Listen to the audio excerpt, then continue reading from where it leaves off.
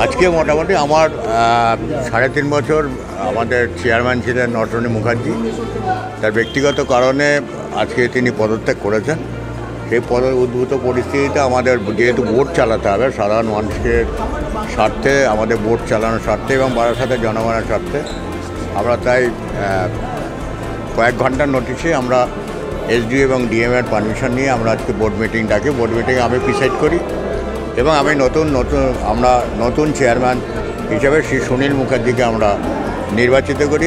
Total বোর্ডের সমস্ত সদস্য, বিরোধী দলের যারা ছিলেন এবং আমরা যারা আছি, আমাদের দলের সবাই মিলে 35 জন কাউন্সিলর আমরা সিদ্ধান্ত নিই যে সুনীল মুখার্জিকে আমরা চেয়ারম্যান হিসেবে আজকে আমরা নিযুক্ত করি। কোথায়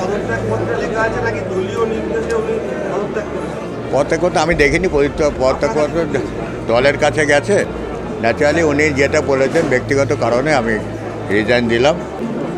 দলের হুইপের যদি থেকে থাকে দল বলবো, ওটা আমি বলবো না। আমি ব্যক্তিগতভাবে প্রশাসক বা পৌরসভা প্রশাসক কিছু আমি বলবো যে উনি রিজাইন দিয়েছেন এবং আমাদের জানিয়েই দিয়েছেন এবং আমরা একসঙ্গে বসেও ছিলাম, বসা থেকে রিজাইন দিয়েছেন এবং সেটা রেজিগনেশন অ্যাকসেপ্ট হয়েছে। আমাদের বোর্ড মিটিংয়ের সিদ্ধান্ত অনুযায়ী হয়েছে এবং আমাদের দলেরও সিদ্ধান্ত নিয়েছে তাকে চেয়ারম্যান হিসেবে নিযুক্ত করা হোক।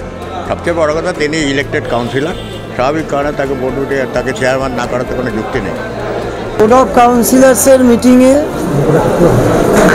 উপপৌর প্রধানের সভাপতিত্বে সভা হলো। সেই সভায় জানানো হলো যে এতদিন যিনি পৌর প্রধানের দায়িত্ব পালন করেছেন তিনি কোনো এক অজ্ঞাত কারণে পদত্যাগ করেছেন।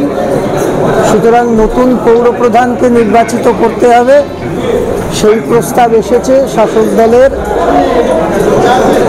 একজন পৌর প্রতিনিধির পক্ষ থেকে এবং সেখানে নতুন পৌর প্রধান হিসাবে সুনীল মুখোপাধ্যায় তিনি নির্বাচিত হয়েছেন।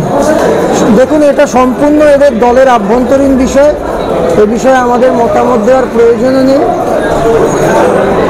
তৃণমূলের পৌরবর্ত পরিবর্তন হয়নি, সুতরাং আমাদের রাজনৈতিক যে লড়াই তৃণমূলের বিরুদ্ধে সেই লড়াই থাকবে। আমি বলতে পারবো না, সম্পূর্ণ ওদের দলীয় বিষয়, ওটা ওদের দলের নেতৃত্বকে জিজ্ঞাসা করি। আমরা আগেই যে জানিয়েছিলাম সরকারি আইন অনুযায়ী যার দেখভালের কথা এটা মাননীয় মহকুমা শাসকের কাছেও আমরা জানিয়েছিলাম, তিনি সিদ্ধান্ত নেবেন।